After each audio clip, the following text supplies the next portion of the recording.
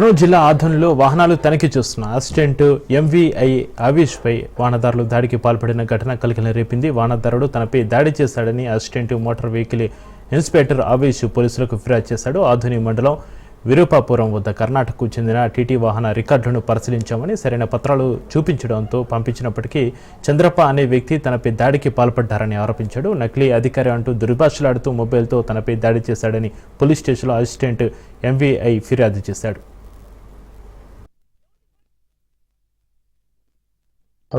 వాహన తనిఖీ జరుపుతూ ఆరం రోడ్డు వద్ద కర్ణాటక బస్సుని ఆపి తనిఖీ చేయడం జరిగింది. రికార్డ్స్ వెరిఫై చేసి బండి పంపించడం జరిగింది.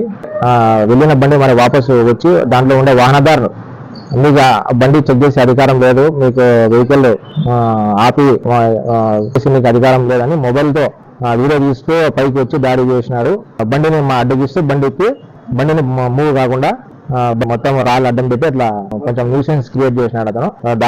ఇన్ఫర్మేషన్ మేము నా పై అధికారిని నేను ఇన్ఫార్మ్ చేశాను. సంబంధిత పోలీస్ స్టేషన్ లో ఆయన పైన కంప్లైంట్ చేశాను.